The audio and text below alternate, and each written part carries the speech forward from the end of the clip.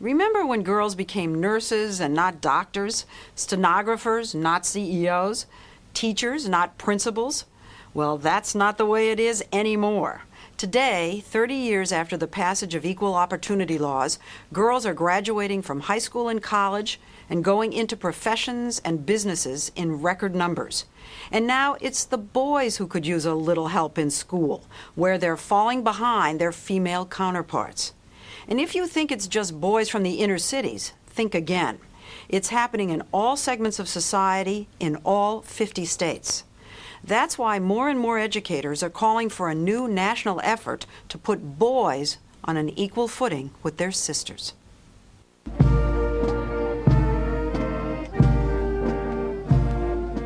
Graduation ceremonies last June at Hanover High School in Massachusetts.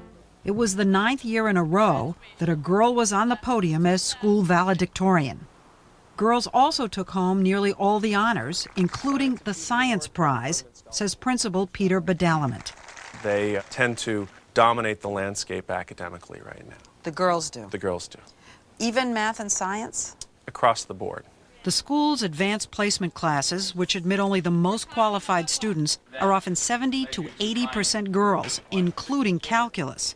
And in AP biology, there was not a single boy. What about president, vice president of the class, that kind of thing? 3 out of 4 of the class leadership positions, the class presidents, are girls. National Honor Society, almost all of the officers are girls. Yearbook editors, girls. It's kind of breathtaking, and you're not alone. If you were the only school in the country, Right. I don't think we'd be here. Right. You're getting to be pretty representative.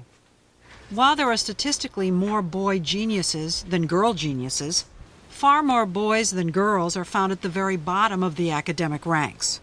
School districts from Massachusetts to Minnesota to California report that boys are withdrawing from the life of schools and girls are taking over. Girls outperform boys in elementary school, middle school, high school, and college, and graduate school. Dr. Michael Thompson, a school psychologist who writes about the academic problems of boys in his book Raising Cain, says after decades of special attention, girls are soaring while boys are stagnating.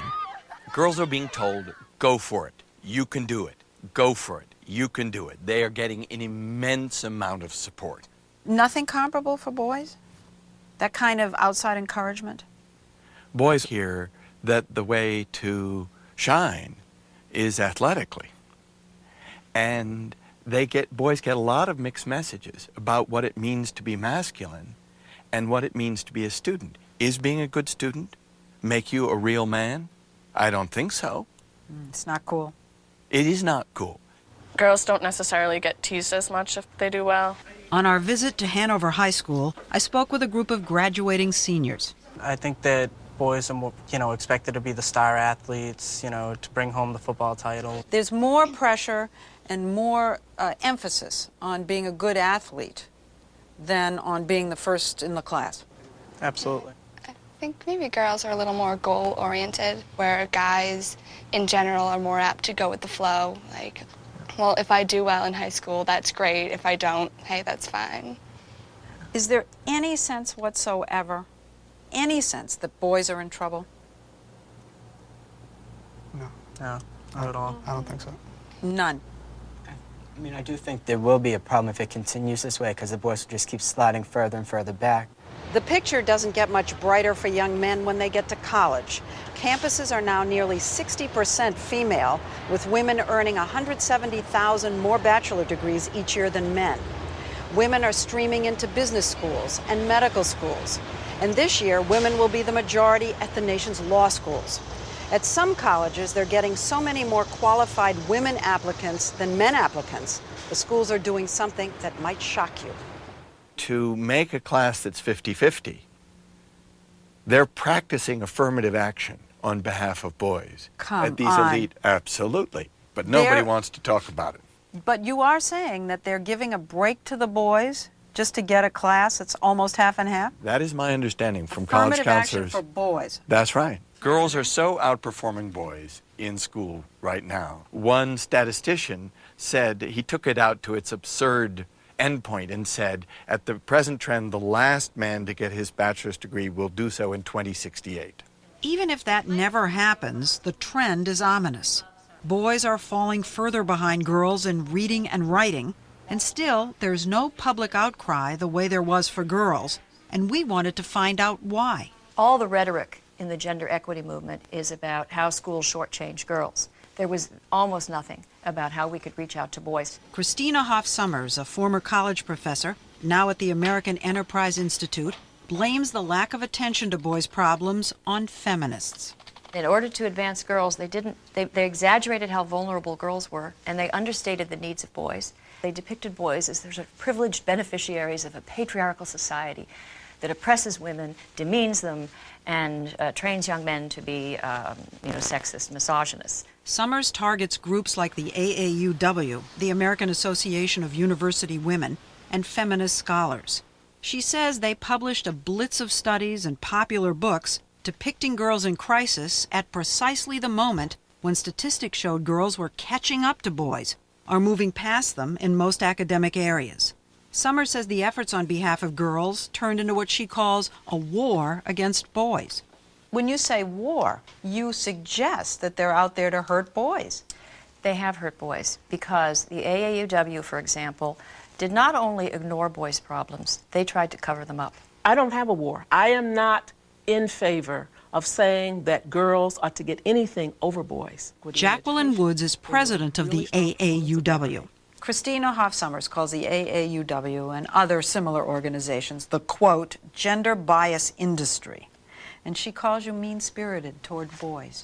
Luckily, we have very few opponents like the person you've just named.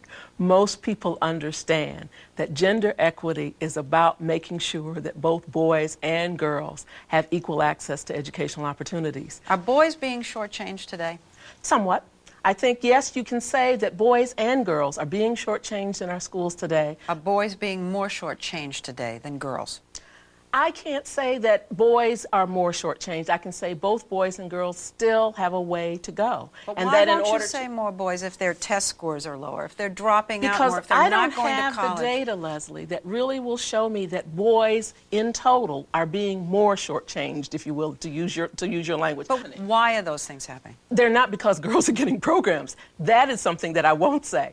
Christina Hoff Sommers also accuses women teachers of favoring girls over boys. She says they reward classroom behavior that girls find easier, like sitting still, and punish boys for being, well, boys. And if boys are obstreperous and high-spirited and competitive, which most of them are, this is seen as behavior which is to be is not tolerated. They see that as an expression of a toxic masculinity. But you know, teachers were always women.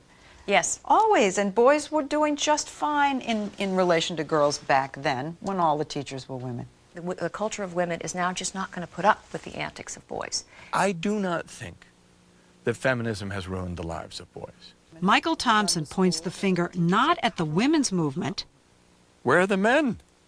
Why aren't men advocating for boys? We know that boys who have fathers who go to PTA meetings, those boys get better grades. And there is a clear correlation when Yes. the father's involved. Yes. If your father only shows up for town soccer and town football and never goes to PTA meetings, well, duh.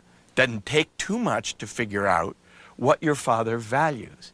Well, what about Christina Hoff Sommers' whole point that school is just taking masculinity in general and telling boys there's something wrong with them, it's almost a disease. Do you agree with her point? Absolutely not. Every small town in Texas turns out on Friday night to watch boys play football. And it's lacrosse in Maryland, and it's ice hockey in Minnesota and Massachusetts.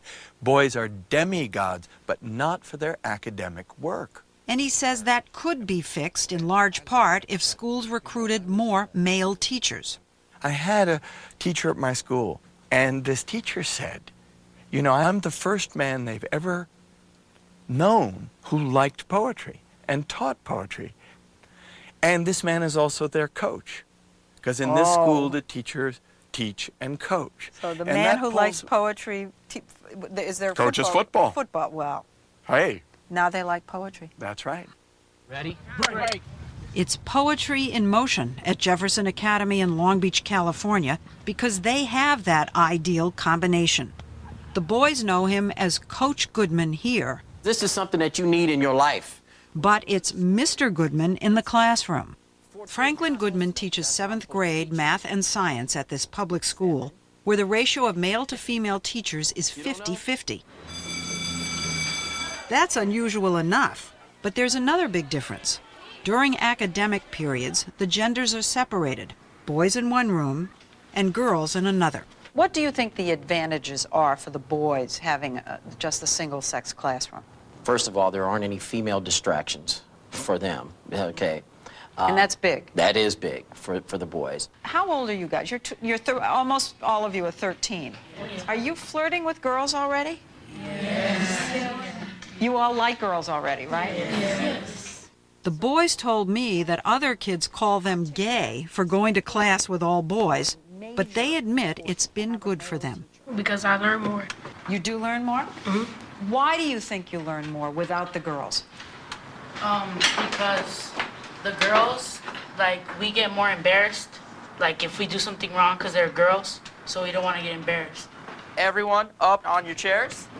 The teachers use more physical activity and competition in the all-boy classrooms and tailor the courses to boys' tastes, with more books on topics like war and science fiction. All right, group number 9. Well, you teach science. Yes. And boys like to get their hands on things. Yes, they do. If we're going to dissect a frog, no, girls don't want to do that. And boys are dying Boys to do that. can't wait to get their hands on it. So do you give them more frogs? No, I don't give them more frogs, but I'll give them more hands-on things. The school must be doing something right. Test scores for boys have jumped dramatically. Why do you think the academic problems of boys and the difficulty boys are having in school, why isn't that a bigger issue? Well, there's a little cultural secret at work here. Boys go out in the work world and earn more money. So that makes us feel it's not that big a deal. Well, maybe it's not that big a deal, but nobody wants to say it. Nobody wants to admit what's happening, which is you girls work very hard, but sorry, ladies, when you get out there, we're not going to pay you equally. And you boys, it's okay. You can loaf through school. You'll get good jobs afterwards. There's going to be a cold shower when we realize that women are completely dominating the numbers in medical school, Right? law school, business school. Right. Because what you're saying isn't going to be true. No, we can't have a country of women in white-collar jobs and men in blue-collar jobs. That's not going to be good for this society. But if things continue, that's what's going to happen. Yes.